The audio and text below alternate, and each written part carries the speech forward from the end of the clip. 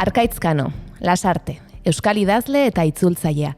Zuzenbide ikasketak Donostian egin zituen arren, beti izan du idaztea ogibide eta pasio. Hitza beti alboan, idazketaren profesionala dela esan genezake. Bere forma guztietan idatzi baitu. Telesail, antzerki, komiki ezberdinetan gidoilari, itzultzaile, narratiba idazten du, poesia, saiakera, kronikak, iritzi zutabeak. Umetatik erakutsi zuen literaturarekiko zaletasuna, eta Eusko Jaurlaritzak gaztetxoentzat antolatutako Urruzuno literatur sarietan, zegokion kategorian, ia urtero saritu zuten. 1983an sortutako Lubaki Banda literatura taldeko kidetako bat ere izan zen. Bere lehenengo lana, Kea B. Lainopean bezala poema liburua 84an argitaratu zuen Susa argitaletxeak, eta bere hurrengo poesia liburua ere beraiek kaleratu zuten 2001an. Norbait dabil sute eskaileran, New Yorken egindako egonaldi baten ondoren.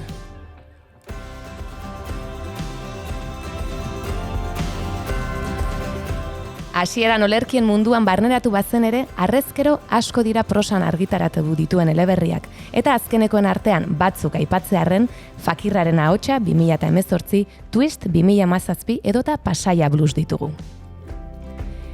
Itzulpengintzan ere aritzen da, hots, Sylvia Plath, Anne Sexton, Hanif Kureishi eta Allen Ginsberg euskaratzeaz gain, bere arduratu izan da eskuarki, bere lanetako zenbait gaztelaniaz jartzeaz.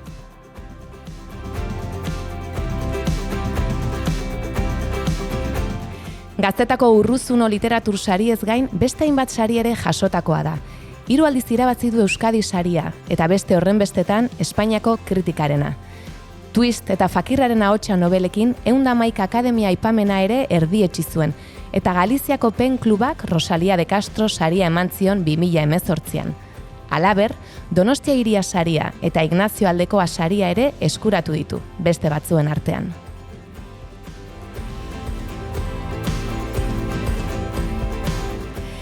Argaitzen ibilbidea lerro gutxidan azaltzea zaila da oso, eta horrexegatik gaur gurean egotea nahi izan dugu. Datorren ostegunean, azaroaren 19an, Tantxaka Teatroak Gasteizko Printzipal Antzokian estreinatuko duen Sisiforen paperak lanaren gidoilaria da. Gaurkoan, istorio horretan murgiltzeaz gain, Arkaitzen mundu pertsonalean ere barneratuko gara. Ongi etorri bigarren kafeko kafeutxera, Arkaitz Kano. Arratsaldeon bai, eta ongi etorri Arkaitz. Arratsaldeon, mila esker errepasoa. Bueno, gutxi jarri dugu hainbeste daukazu, etzan erraza.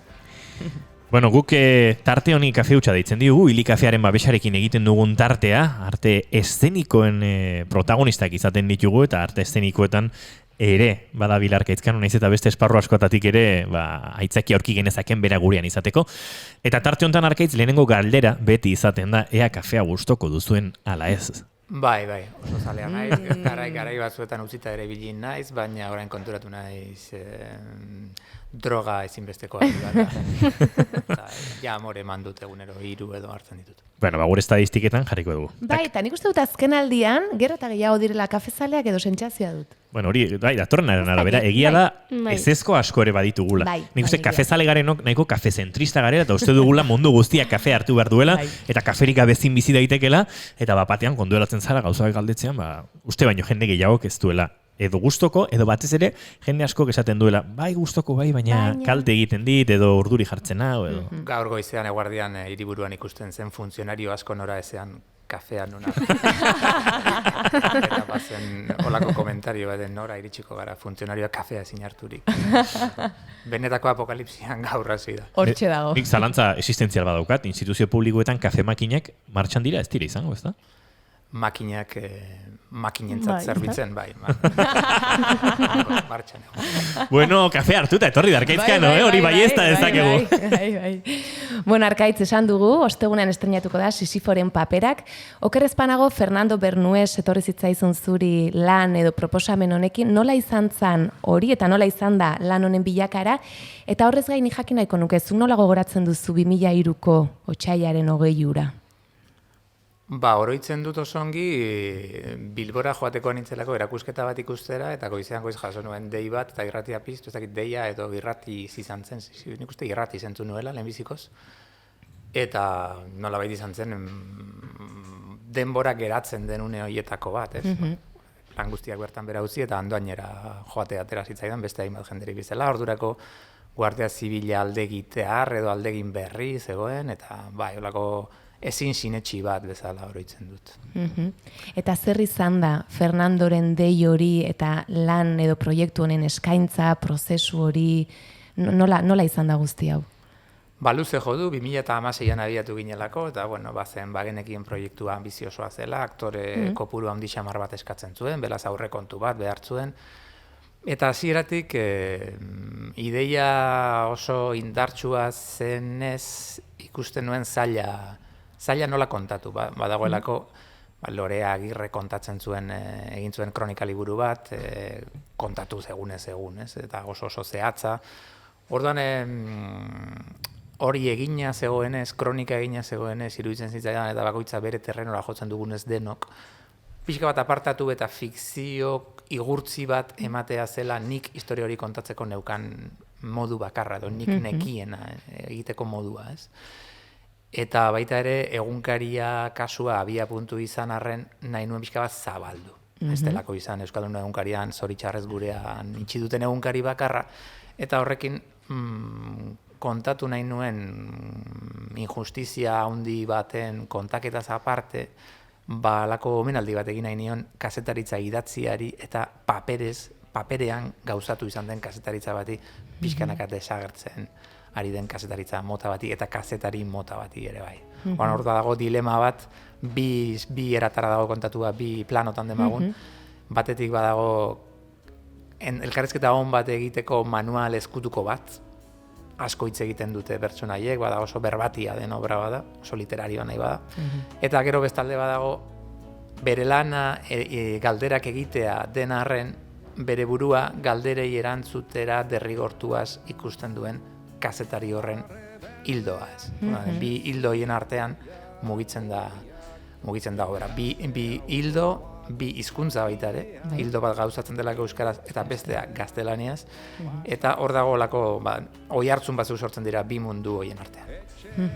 Aipatu duzu papera, ez? Eta nik uste dut izenburuak ere baduela Sisiforen paperak, alde batetik paperezko kazetaritza hori aipatu duzuna, eta beste alde batetik Sisiforen mitoaren kontua, ez? Harria mendi horren gainaldera eraman nahi, baino berriz ere erortzearen kontua, esfortzu hori, ez? Askotan berriz ere zerotik hasi beharra, eta uste duzuk ere noizbait esan duzula, agian hori ere badela Euskaldunon betiko maldizio bat edo. Izenburua zuk idatzia da, zuk sortua, konta iguzu pixkatu. Bai, izenburuena oso gauza kapritxosa izaten da, batzuetan ez daukazu bukaerara arte, eta beste batzuetan hasieratik oso garbi daukazu. Kasu honetan izenburua sortu zen iaia ideiarekin batera. Eta egia da, Sisifo bada personai mitologiko bat guztiok identifikatu gaitezkena. Horregatik iraundu mito bezala milaka urtetan. Ez dugu sekula gure lana erabat bukatzen, sensazio hori, ez berriro zerotik hasi beharra.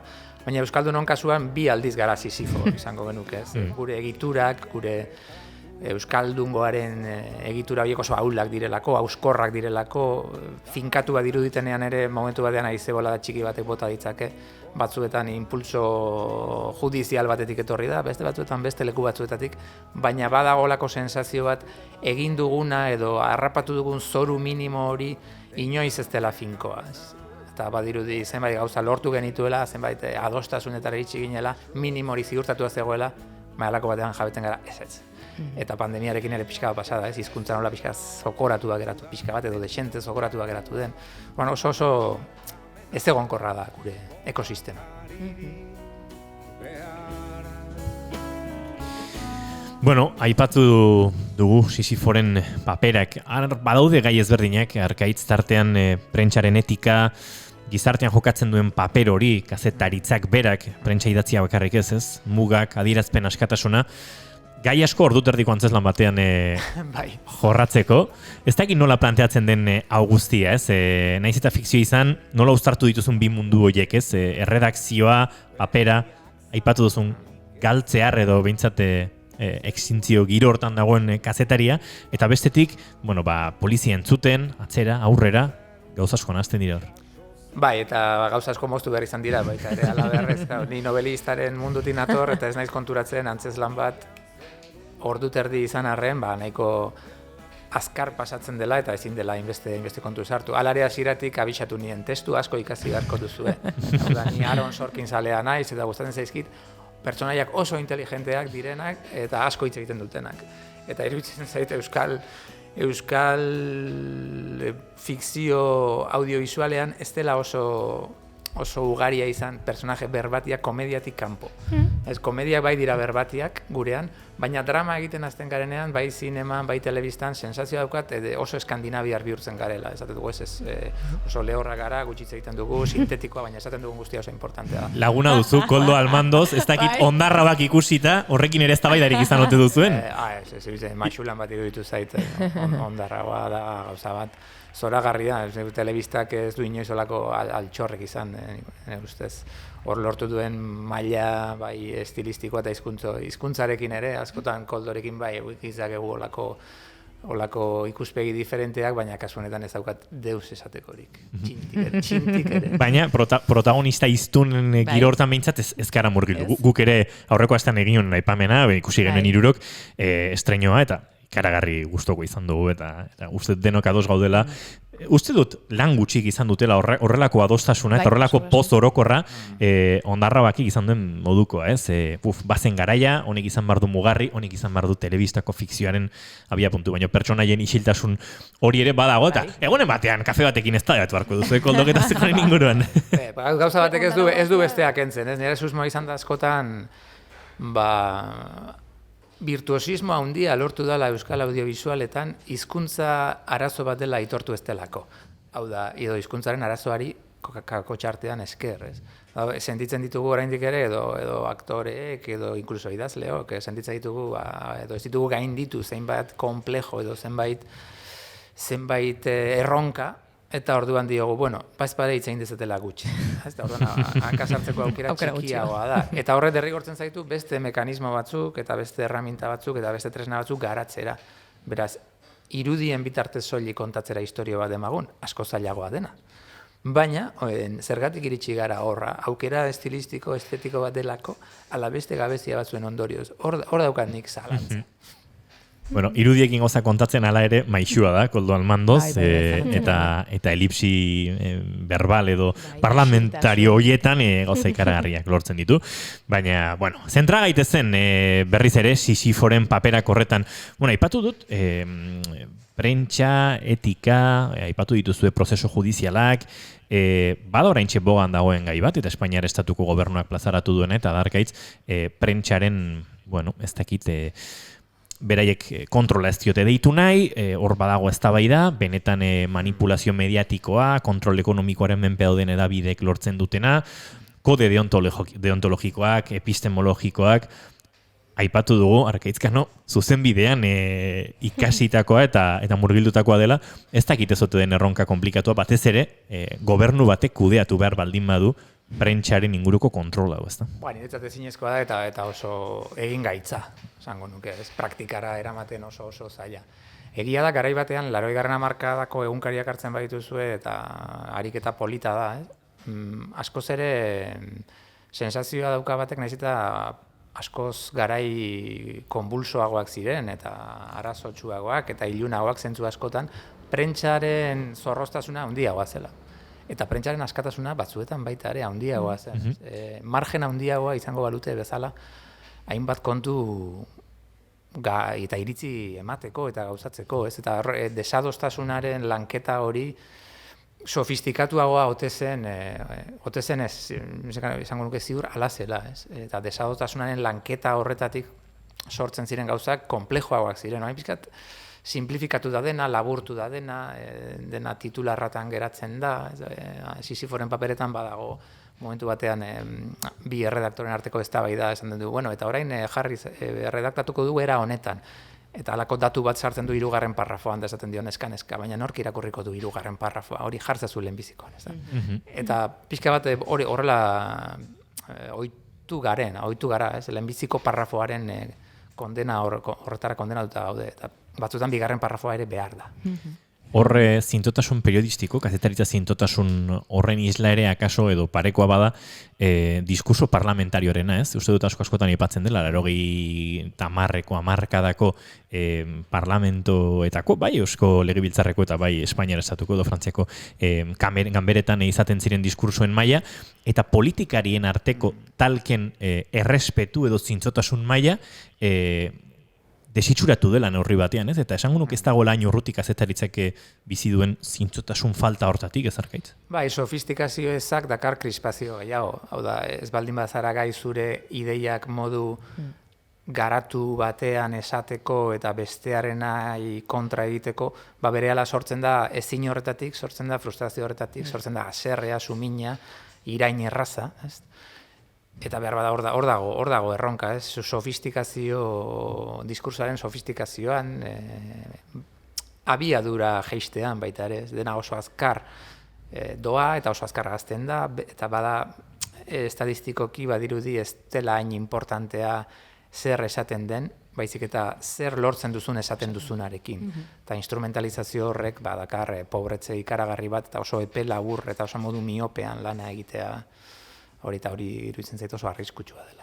Erronka zaila da, janarekin, beste hainbat esparruekin, ez, moteltasuna, geldotasun hori, inposatu da, atzera buelta egonda slow anglizismoaren, slow food, slow photography, slow kazetaritzan, baina kosta egiten da oraindik denboraren inposizio hori. Hori da kazetaritzaren tragedia, kazetariak ezin du motela izan. Idazle batek, bai, are gehiago, idazle baten beharra da motel egitea gauzak. Denboraren luxua bere buruari ematea. Guretzako ere gero eta zailagoa da. Azkenean, ekoizpen sistema baten barruan zaude, eta merkatuak eskatzen dizu hainbat gauza, eta guk hor resistentzia jarri behar dugu. Guri 5 axola behar zaigu merkatua. Eta guk geldotasuna inposatu behar dugu gero gure, baina kazetari batek hori ezin du egin. Ez behintzat egunkari batean diharduen kazetari bat, mota horrek ez. Eta antzezlanean badago hori baita ere, momentu batean esatea ze diferentzia dago poeta baten eta kazetari baten artean. Kazetari on bat da, poeta bat oso entrega epe estua duena. Eta alderantziz, poeta bat da, kazetari bat entregatzeko eperik ez duena. Antzerki gintzan, tempo hori aldatu alda? Antzerki gidoi gintzan? Antzerki gidoi gintzan tempoa aldatu zezentzutan. Lan egiteko tempoa, lan egiteko denbora. Bueno, nik kasu honetan, ala beharrez 4 urte izan ditut. Orduan nik poetaren tempoa hartu ahal izan dut. Norbait haserretu altzaizu, antzerki gintzan murgiltzagatik? Nik dakidala oraingoz ez. Guk aurkitu dugu lehenengo. Gauza, aitortu behar dizugu hemen, astez aste lotzen zaituztegu. Datorren asteko gonbidatuan nordenak igunean, oianak eskatuko dizu. Eizu Arkaitz, bidali guzu ez da egin norentzako galdera bat, eta joan den asteko bi gonbidatuek, bidali digute ez da oiana? Bai, utzi dute, zerbait zuretzat. Opa, Arkaitz, hemen nago Patxorekin, ez dakit, apur bat moskeatuta dago zurekin eta galdera batekin nahi dizu. Bai, kaixo, Arkaitz, badakigu literato jauna eta novelista jauna, badaki entzun dugu antzeslan bat idatzi behar duzula, Sisiforen paperak. Bueno, ez dakit, ez jakingo duzun sindikatu bat dakagula, antzerki idazleok, La Cosa Nostra izena duena. Gure gauzatxoak. Bai, eta ez dakit, egunen batean agian aurkituko duzu zure oean zaldi baten burua, akaso, ez da, seguru, baina, bueno, prest zaude horretarako, intrusismo horrelakoak egiteagatik. Bueno, kontatuko diguzu. Ja.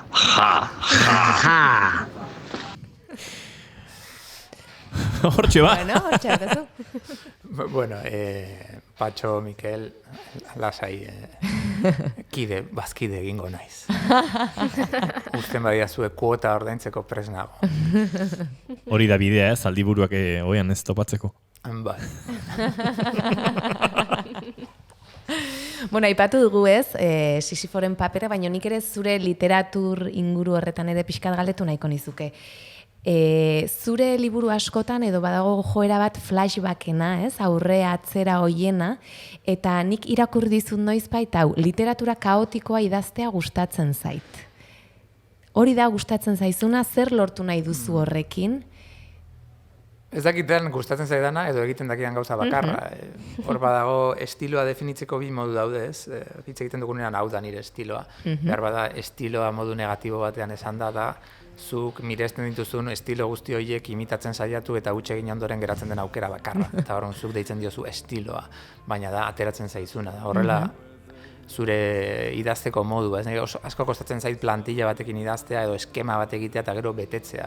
Aspertu egiten naiz. Orduan, banaiz kaotikoa zentzu horretan idazkeran, eta azten naiz gainera, azten dut kuadroa ostotik nolabait izan da. Ez naiz azten enborretik, azten naiz gauza itxuraz ez deus ni mino batetik, eta hortik tiraka iristen banaiz enborrera. Ez orduan, izaera kontua da behar bada, ez olako gauza bigarren mailakoa diruditenak batzuetan, hoiei edo digresioi hoiei segitzea gustatzen zait. Eta hoiek nora naramaten ikertzea edo. Eta gero ere irakurleak bere ondorio propioak ateratzea akaso edo bidaiatzea zurekin batera hortik, ez? Bai, baita ere, eta uste nola baiteko zeharkako idazkera hortan, ustea zulo magnetiko bat irakurleak nolabait lotuko duena, baina lotuko duena era berean modu ez dakit, pentsaraziko diona zerbait, edo gogoraturaziko diona zerbait. Idazle batentzako gauza ederra da irakurle bat etortzen zaizunean eta kontatzen dizunean historia bajo. Ez ondo dagoen zure liburuko pasarte hau eta hau gertatzen dena, eta nire liburuan holakorik ez dago, baina ze ondo zuk aurkitu izana hori. Benetan hori da merezi duena. Zuk ere liburu bat irakurtzen duzunean hori bilatzen duzu? Idazleak zugan hori sorraraztea? Bai, da holako entrega bat da, ez? Idazle bakoitza jartzen ditu bere arauak eta ni hortan oso sumisoa naiz, betetzen ditut arauak eta gustatzen zait eraman nazan bera nahi duen lekura. Baina badago irakurle mota bat, igual kontrola izatea gustatzen zaiona gehiago eta resistentzia bat jartzen diona idazlea jartzen dituen arau horiei, ez jartzen diena.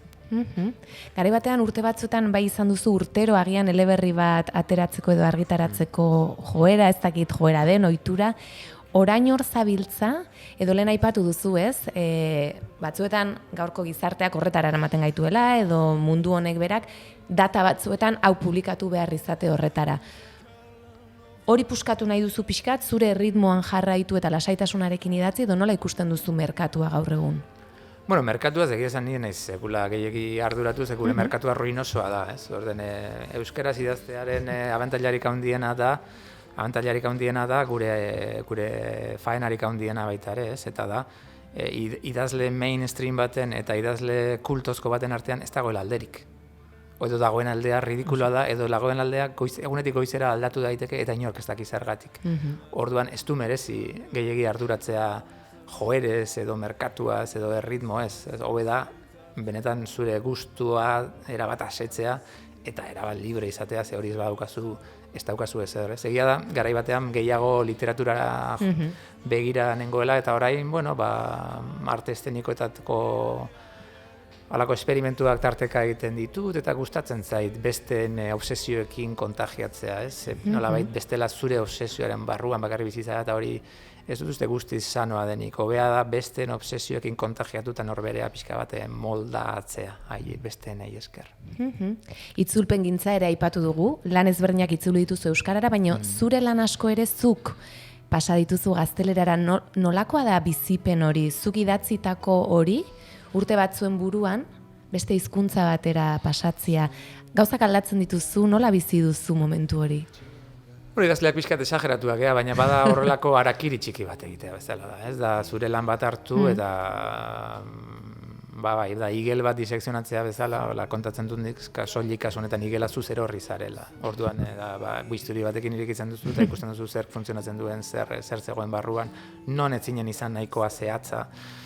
Eta asko ikasten da, baina horregatik nahiago dut beste norbaitek itzultzea. Ez dut nire burua hainbeste ezagutu nahi. Pixka bat bai, baina... Baina hainbeste ere ez. Esparru askotan ibilia bai, eta ni entrevista entzuten ari nintzela, epatu duzunean itzulpen gintzen, letragile ere hainbat musika proiektutan, eta batean bururatu zait. Gaur Iker Laurogak udaberria, bere diskoa kaleratu duela, bere diska berria, gero jarriko dugu abesti bat gaurko saioa amaitzeko, eta laizer Iker Laurogak akustikoan izango da gurean, disko berriaren inguruan guztia kontatzeko, baina Maite miau, ez miau maite kantu hau lehenengo disko hartakoa da, Ikerrek bakarka egin zuen lehenengo proiektu hartakoa Zeru tolesgarria, ez daki zenbatetan entzun diodan Iker Laurobari azaltzen hau. Nola bialdu zion Arkaitzkan hori kantu baten oinarria, berarentzat kantu tristea, desamodiotik, minetik, eta letra jaso zuenean han superheroiak agertzen ziren. Batman eta Robin, eta Hulk berdea, eta Ikerrek pentsatu zuela. Arkaitz, uste dut, hau, beste kantu batena dela. Eta ez Iker, horrena da, eta orduan gitarra hartu zuela, zizela gainean kantatzen, esan zuen, ostra, Hulk berdeak kolpatu nau, egun txarrak ditu, kantu honen zati da. Sukalari trebea da zinez.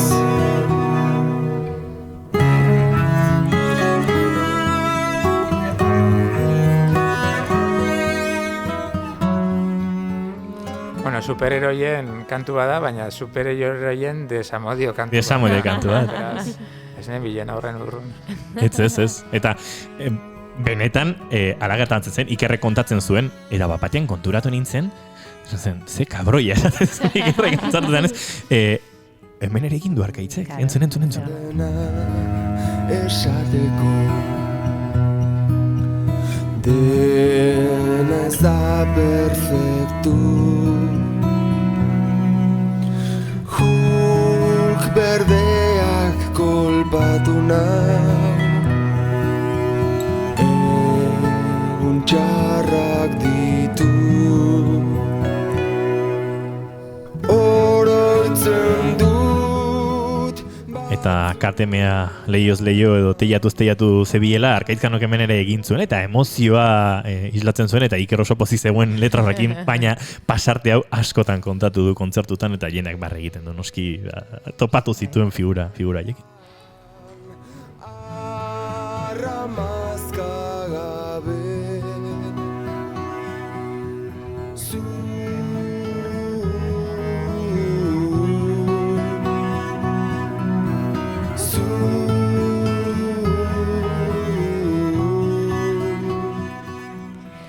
Bueno, genero ezberdinak aipatu ditugu, ezta? Eta ipuina ere aipatu nahiko nuke. Ez dakit, uste dut oso gustura sentitzen zarela ipuinak ere idazten, hala da? Nire genero kutxuna da. Nire ustez narrazio kontagintzaren nukleo edo unidade minimo hori ipuina da.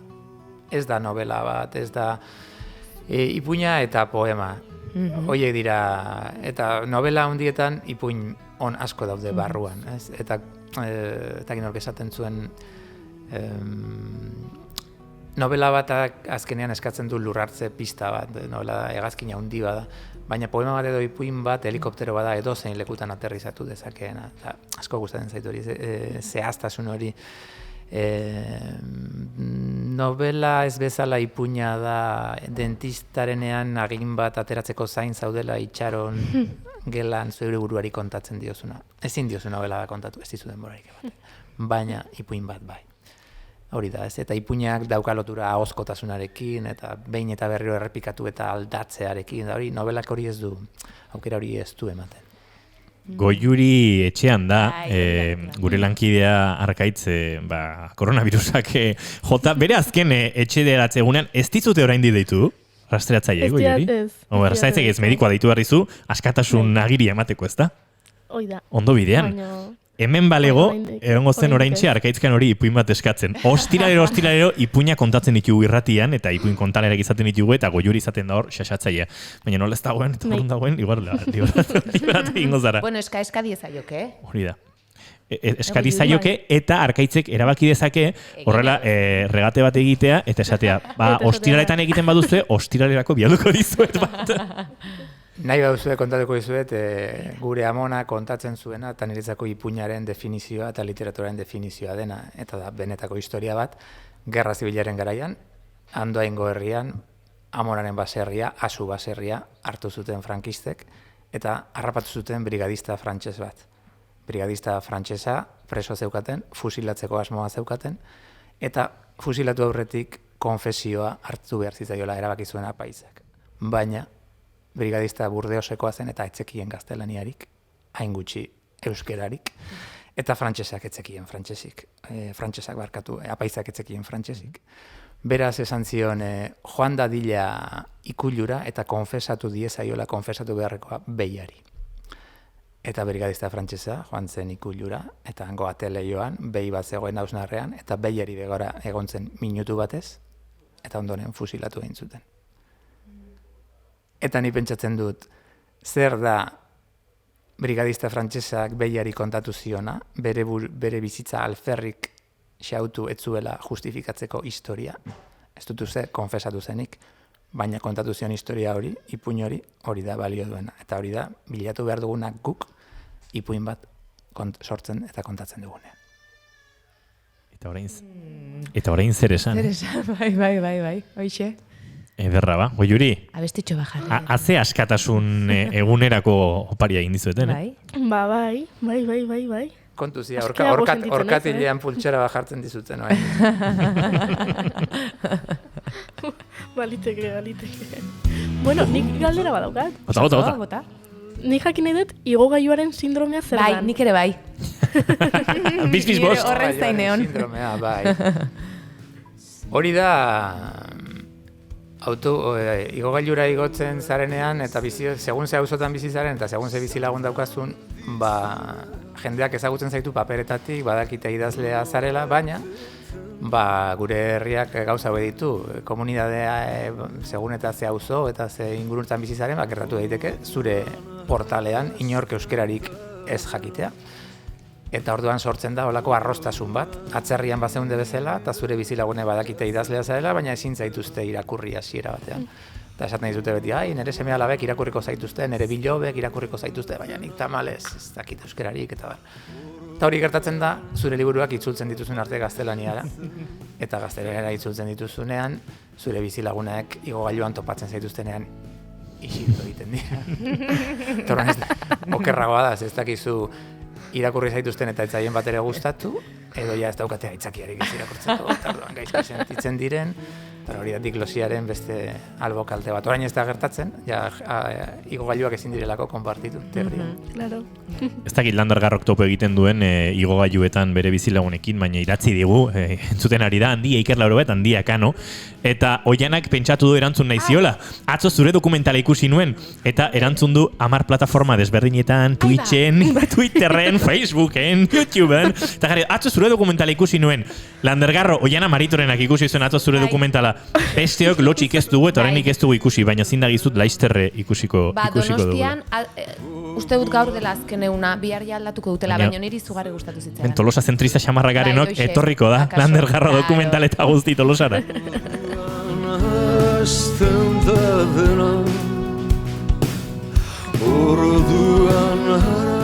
Beno, azken lanetan, azken minututan, barkatu murgiltzen ari gara, Arkaitz Kano gurean, entzulek ere noski galderarik bota dezakete. Ez diegu eskaintzare egin, guretzat bakarrik nahi genuelako, ipuin, erantzun eta guzti, baina galderarik bazenuten noski, galdera horiek botatzeko aukera. Baduzue, bai sare sozialen bitartez, eta bai 688 zazpibi, 54 telefonoan. Guk saioa amaitu horretik, zin egin diogu, Iker Laurobari gaur bere diska berriaren zatitxo bat entzungo genuela. Horrekoan udaberria entzun genuen, eta udaberria kantuarekin, esan genuen ez, nik esan nuen Iker Lauroba gaztetu bat topatu nuela, sonoridaletik, kantu horren intensidade, giro, ez dakit, bazegoenan zerbait, eta diskori gaur azaroaren 12an argitaratu dute, Iker Laurobaren 10 kantu dituzue dagoeneko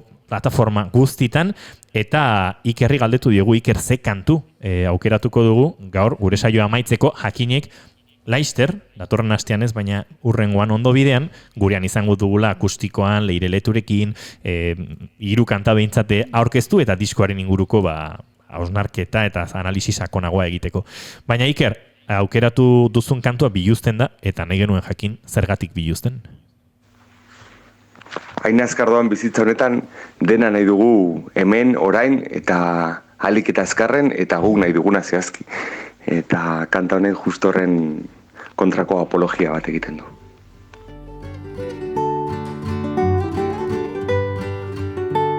Enperadorea zen Ashoka, bizi zenia ezer gabe, eriotza zuen ate joka, ta soilik zen mango erdi baten jabe.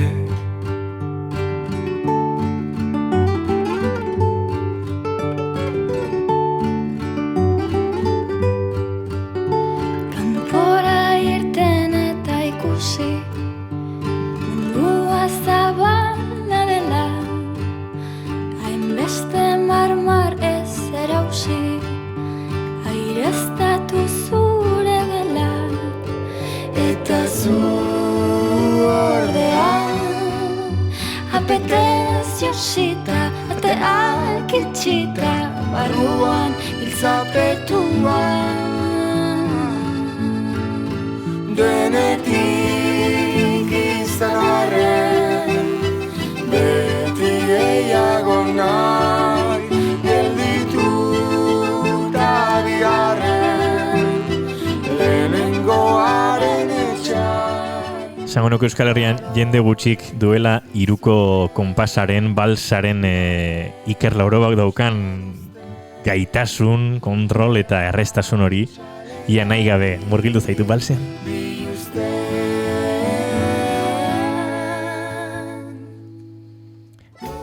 Garazi ez naola akordearekin horrek ere ematen dio, balse kolore hortan poza, eta ni naiz ausartzen esaten zein den abesten ari den neska hori? Zuek asmatu duzu? Ainhoa igual? Nik ez. Ainhoa Larrañaga igual? Ainhoa Larrañaga izango da.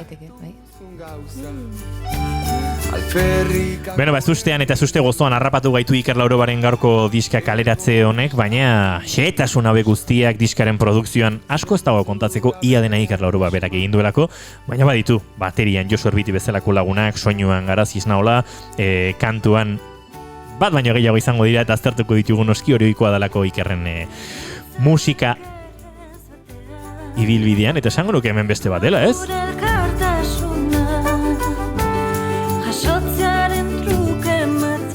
Hau leireletu izango da. Bueno, den argituko dugu dagokion momentuan. Hori da. Arkaitzkano agurtu egin behar dugu, baina noski eskerrak emanik. Lehen aipatu dugu, donostiarrak etortzen direla, donostiarrak ez direnak, baina donosti hartuta direnak ere etortzen direla Tolosara eta eskertzen dugu. Bigarren kafearen estudiora egindako bisita. Urrengoan kafea hartu gabe utzi hirugarren hori behintzat eta guk aterako dizugu. Barkatu, Arkaitz, ohartxe bai. Nirekin kontatu nahi duzuenean hemen beti guztua.